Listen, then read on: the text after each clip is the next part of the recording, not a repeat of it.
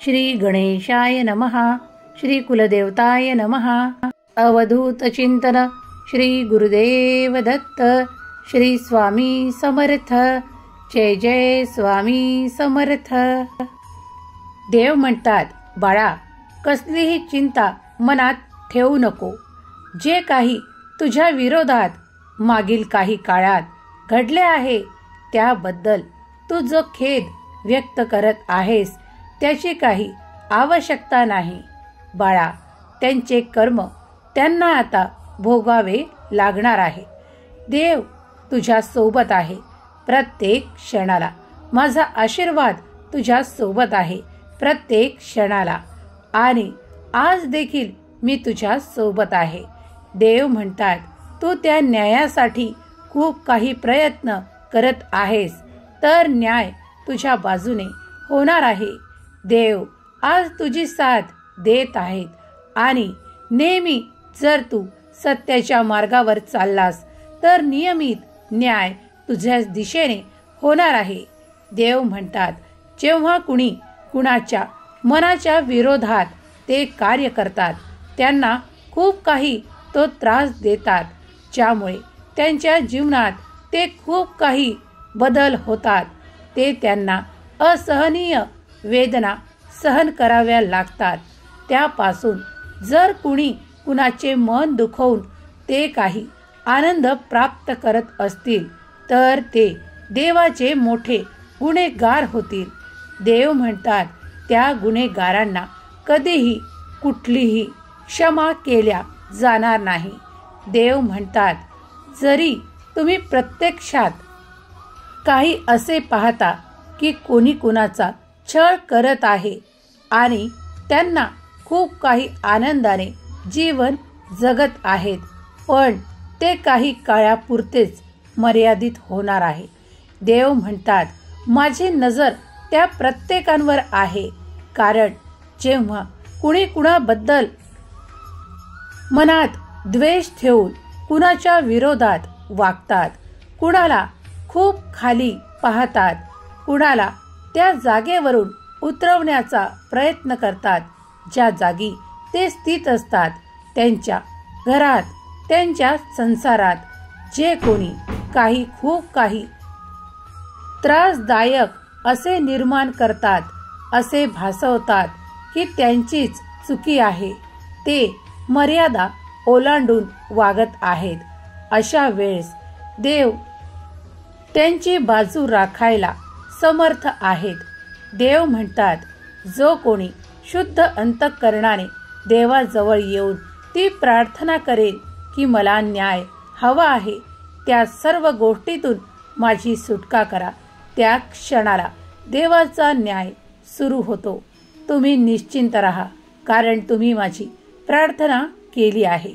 जे कोणी तुमच्या सोबत आजपर्यंत अन्यायाने वागले आहेत, तुमचा मान सन्मान हिसकावून घेण्याचा प्रयत्न करत आहेत, तुम्हाला ते दुःख, त्या यातना देऊन ते समजतात की ते मुक्त झाले आहेत, पण देवाचा न्याय आजपासून या क्षणापासून तुमच्यासाठी होणार आहे.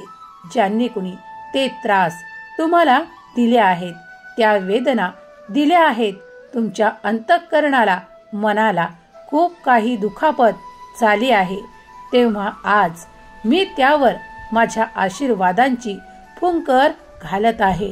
देव म्हणतात, तू निश्चिंत राहा, आजपासून मी सदैव तुझ्या सोबत राहून तुझे ते अप्रत्यक्ष कर्म पाहत आहे, कारण तुझी त्यात काहीही चुकी नाही हे मी चांगल्या प्रकारे जाणतो. म्हणून तू ज्या सत्याच्या मार्गावर चालत आहेस तेव्हा तुझा देव प्रत्येक क्षणाला तुझ्या बरोबर आहे. देव म्हणतात, ज्यांनी कुणी तुझा तो पैसा हेरून ठेवला आहे त्यासाठी आज या क्षणाला मी तुला निश्चिंतता देऊ इच्छितो. तो तुझा पैसा जो लुबाडला गेला आहे तो तुला काही काळानंतर परत दुपटीने परत मिळणार आहे. देव म्हणतात, बाळा, या जगात कुणी कुणासाठी काय कर्म करत आहेत, काय मनात विचार ठेवत आहेत हे सर्व काही त्या परमेश्वराजवळ लिखित स्वरूपात नमूद होत आहे. जरी कोणाचे काही हेरून जो कोणी स्वतःला त्या पापापासून मुक्त प्राप्त करत असेल तर देवाचा न्याय तिथे नक्कीच होईल. देव म्हणतात, मी तुझ्यासाठी न्याय करीन. तेव्हा आता तू निश्चिंत राहा. तुझे ते गेलेले जे तुला ते सर्व काही प्राप्त होण्याची वेळ लवकरच येणार आहे. देव म्हणतात, तुझ्यासाठी देव आता न्यायाधीश होणार आहेत. या जगाचा न्यायाधीश तुझ्यासाठी कार्य करू इच्छितो. तू त्यावर संपूर्णपणे विश्वास ठेव. तू देवांकडे याचना केली आहेस, तू देवांकडे प्रार्थना केली आहेस. त्या न्यायासाठी तुला तो न्याय नक्कीच दिला जाईल. बाळा, निश्चिंत राहा. जे कोणी तुमचं काही हेरून बसले आहेत, ज्यांनी पूर्वी तुमचे मन खूप दुखावले आहे, ज्यामुळे तुम्हाला त्यांनी सर्वांसमोर काही कारणांमुळे अपमानित केले आहे, तुमच्यावर ते विरुद्ध कार्य केले आहे, तुमचे नाव अगदी टोकाला नेऊन ठेवले आहे, तेव्हा त्यांना आता त्यांच्या कर्मांची शिक्षा मिळण्याची वेळ आली आहे. देव म्हणतात, कुणीही या कर्माच्या बंधनातून सुटणार नाहीत. ते त्यांची शिक्षा नक्कीच भोगतील. देव म्हणतात, ज्यांना त्यांना आपल्या कर्माचे माप द्यावे लागते. तू तुझे कर्म नेहमीच शुद्ध कर, कारण मी तुझ्या सोबत आहे. आज देखील मी तुझ्या सोबत आहे, कारण तू सत्याच्या मार्गावर आहेस. देव म्हणतात, जेव्हाही कुणासोबत अन्याय होतो आणि तो व्यक्ती जेव्हा माझा बाळ त्या पापाचा भागीदार नसतो, त्यावेळेस मी त्यासाठी न्याय करायला नक्कीच येतो. जेव्हा तुमची बाजू मी राखायला तयार आहे, तर आता कसली काळजी, कसली चिंता. बाळा, निस्वार्थ भावनेने तुमच्या मनात जे चांगले कर्म करायची इच्छा आहे ते करा आणि सर्व काही देवांच्या चरणावर सोपवून निश्चिंत राहा. जेव्हा कर्माचा हिशोब होतो तेव्हा मोठमोठे हारतात. जेव्हा देव आपले सामर्थ्य दाखवू इच्छितात तेव्हा त्यांना आपल्या कर्माची शिक्षा होणार. तुम्ही निश्चिंत राहा. देव म्हणतात, जे कोणी कुणाचं काही आर्थिक नुकसान असो की मान सन्मानाचं नुकसान असो, त्याची भरपाई ईश्वर प्रत्यक्ष रूपात करून देऊ इच्छितात. तुमचा तो मान सन्मान तुम्हाला नक्कीच प्राप्त होईल. कुणी त्या काळात तुम्हाला खाली लेखून पाहिले आहे, तुम्हाला खूप काही वेदना, त्रास आणि खूप काही तुमच्या मनाचा असा काही विचार कुणी केला नाही, पण आता ती वेळ निघून गेली आहे. आता तुमची वेळ आली आहे, तेव्हा तुमच्यासोबत देवांचा न्याय नक्कीच होणार आहे. बाळा, चिंतामुक्त राहा, कारण मी तुझे ते सर्व कर्म पाहिले आहे. तू मनाला शुद्ध कर, अंतःकरण शुद्ध कर, कारण मी तुझ्यात आता अशा शक्तीचा आशीर्वाद तुला देत आहे. त्यामुळे तू स्वतःसाठी निर्णय घेण्यासाठी सक्षम होशील. देव म्हणतात, मला माहीत आहे खूप काही काळापासून तू त्या वेदना एकटाच सहन करत आहेस. तू खूप काही काळापासून देवाकडे प्रार्थना सुद्धा करत आहेस की या संकटकाळी मला तुमची साथ हवी आहे. होय बाळा, या सर्व चिंतेतून मी मुक्त तुला करण्यासाठी इथे उपस्थित आहे. तू माग, तुझ्या मनाची इच्छा सांग आणि मी ती लवकरच पूर्ण करेल. देव म्हणतात, तुझ्यासोबत तो न्याय होताना आता तू पाहणार आहेस. बाळा, ज्यांनी तुझे मन त्या काळात दुखावले आहे, खूप काही तुला वेदना दिल्या आहेत, खूप काही खोटे आरोप तुझ्यावर केले आहे, तुझ्याकडून ते काही हेरावून घेण्यात आले आहे, तेव्हा आता त्या सर्व गोष्टींची भरपाई होण्याची वेळ आली आहे. तुम्ही देवांवर श्रद्धा ठेवा. देवांवर तुमचा विश्वास कमी होऊ देऊ नका, कारण ती वेळ तुमची नव्हती, पण आज वेळ तुमची आहे. तेव्हा तुम्ही मागितलेले देव तुम्हाला ते आशीर्वाद, ते चमत्काराच्या रूपात काही आशीर्वाद देऊ इच्छितात. देव म्हणतात, तुझ्यासोबत तो मोठा न्याय होणार आहे. आता चिंता मुक्त हो. तुझी प्रार्थना मी ऐकली आहे. तू खूप काही काळ रडला आहेस, तेव्हा आता ते आसू पुसून टाक आणि आनंदी होण्याची वेळ आहे, कारण देव तुझ्यासाठी आता ते सर्व करू इच्छितात ज्याची तू इच्छा ठेवतोस. तो न्याय तुला प्राप्त होईल आणि तुझे जीवन आनंदी होणार आहे. देव म्हणतात, आता त्यांची वेळ पश्चाताप करण्याची येणार आहे. ज्यांनी तुला ते खूप काही त्रास दिले आहे, ज्यांनी तुला खूप काही मागे ठेवले आहे, ज्यांनी तुझ्या मार्गात अडथळे निर्माण केले आहेत, ज्यांनी तुझ्यावर ते खोटे आरोप केले आहेत, आता ते त्या पापाची शिक्षा भोगणार आहेत. तो खूप काही काळापासून देवांवर आणि देवांच्या शक्तीवर विश्वास ठेवतोस, पण आता तू तो चमत्कार स्वतःच्या डोळ्यांनी पाहणार आहेस. तू तो न्याय होताना बघणार आहेस.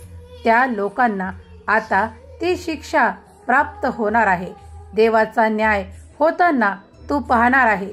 या देवाच्या न्यायात कुणीही आड येऊ शकत नाही. ज्यांनी तुझ्या विरुद्ध काही कारस्थान रचले होते, ते आता एखाद्याचा पापाचा हंडा भरावा तसे ते फुटणार आहे. देव म्हणतात, तू निश्चिंत राहा. ज्याचे हे पापाचे घडे आहे ते आता फुटणार आहे आणि देव तुझ्यासाठी न्याय करणार आहेत. तू विश्वासाने देवापर्यंत आला आहेस. आता तू या क्षणापासून काळजीमुक्त राहा, कारण ते सर्व काही तुम्ही इच्छिलेले तुम्ही प्राप्त करणार आहात. देवाचा आशीर्वाद आणि देवाचा चमत्कार तुम्ही अनुभव करणार आहात. तुम्ही देवावर संपूर्ण विश्वास करून देवाकडे ती प्रार्थना केली आहे आणि तुमच्या प्रार्थनेचे उत्तर देव तुम्हाला न्याय देऊन करणार आहेत. विश्वास ठेवा देवांच्या आशीर्वादांवर, देवांच्या चमत्कारांवर, देवांच्या सर्व काही शक्तीवर. या ब्रह्मांडात तुम्ही जे काही पाठवत आहात ते तुम्हाला द्विगुणित होऊन प्राप्त होत असते. तेव्हा तुम्ही नेहमीच चांगले कर्म करावे असे देव तुम्हाला आज्ञा करतात. बाळा, जो कोणी आज अन्याय करतो तो कधीही त्या पापातून मुक्त होऊ शकत नाही. त्याला ती शिक्षा भोगावी लागते. या निसर्गाचा, या ब्रह्मांडाचा नियम आहे. तुम्ही जे काही द्याल ते तुम्हाला लवकरच परत मिळेल. तेव्हा आनंद वाटायला शिका. खूप काही प्रेम वाटायला शिका. बाळा, मी तुझ्यावर खूप प्रेम करतो आणि तुला नेहमीच आनंदी, उत्साही ठेवू इच्छितो. पण काही कर्मांमुळे तुझी गती मंद झाली होती, पण ती आता वाढण्यास तुला मदत होणार आहे. ती देवांची, देवांच्या आशीर्वादांची. होय बाळा, तू सत्य ऐकत आहेस. खूप काही काळापासून तुम्ही त्या प्रगतीसाठी प्रयत्न करत आहात. ज्यांनी कुणी तुमची ती प्रगती थांबवली होती, काही अडचणी निर्माण केल्या होत्या, आता त्या सर्व काही सुटणार आहेत. तुम्ही त्या प्रगतीच्या दिशेने धावत निघणार आहात. देव तुमच्यासाठी ते खूप काही आनंद पाठवू इच्छितात. देव म्हणतात, बाळा, तू माझ्या आशीर्वादाने परिपूर्ण बाळ आहेस. तेव्हा इच्छा ठेव त्या सर्व काही चांगल्या गोष्टींची. तुला जे स्वप्न आहे ते सुद्धा पूर्ण होईल. तू जी प्रगती साधू शकतोस ते सहजगत्या, कारण माझा आशीर्वाद तुझ्या सोबत आहे आणि तोही निरंतर. देव म्हणतात, जो कोणी या क्षणाला हा संदेश ऐकत आहेत त्यावर माझा निरंतर आशीर्वाद आहे. त्यावर माझी निरंतर कृपादृष्टी आहे. तो माझ्यापासून लांब नाही आणि मी त्याच्यापासून लांब नाही. तू जेव्हाही मनापासून नामस्मरण करशील तेव्हा तेव्हा तुला माझी प्राप्ती होईल. बाळा, जेव्हाही खूप अशक्य काही गोष्टी तुला वाटतात तेव्हा ते देवांच्या चरणावर सोपवून दे आणि निश्चिंत राहा, कारण देव तुझ्यासाठीच इथे उपस्थित आहेत.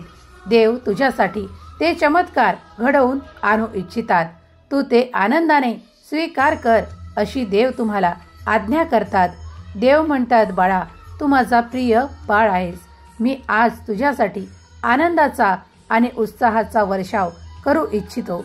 येणारे पुढचे काळ तुझ्यासाठी कसे आहेत हे तू पाहत बसू नकोस, कारण माझ्या आशीर्वादाने तू परिपूर्ण आहेस.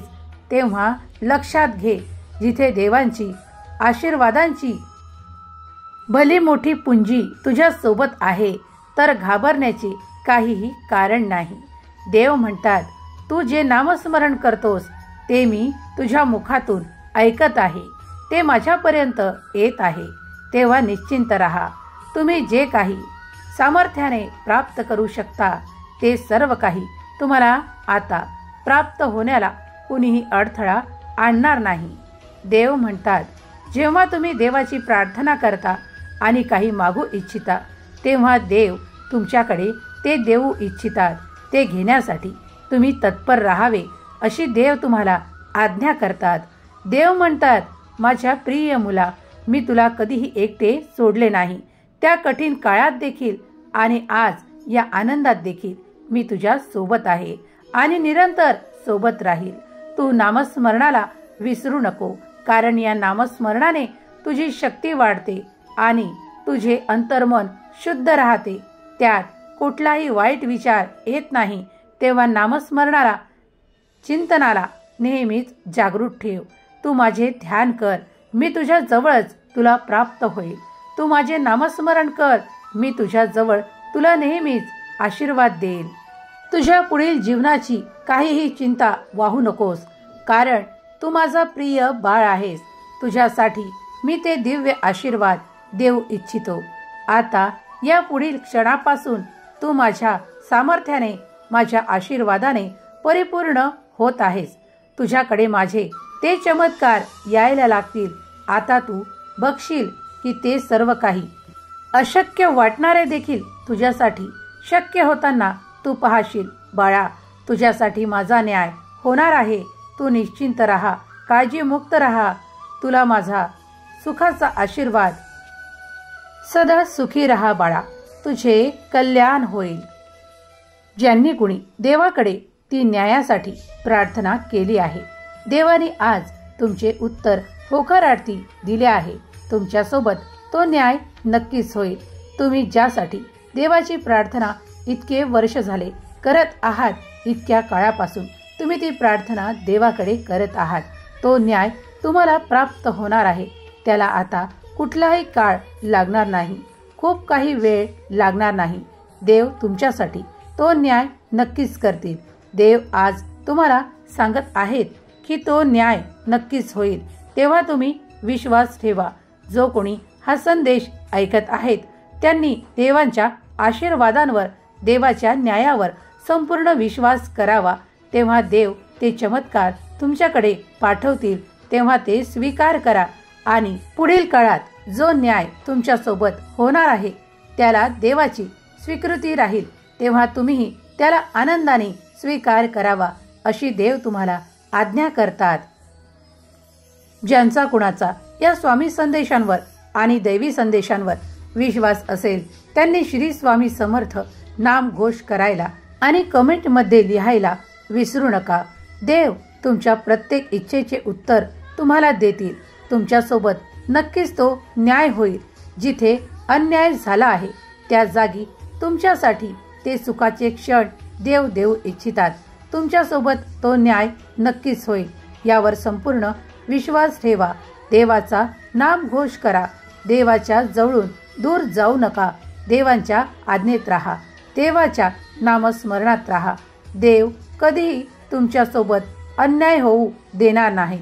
तो न्याय तुमच्यासोबत आता लवकरच होणार आहे.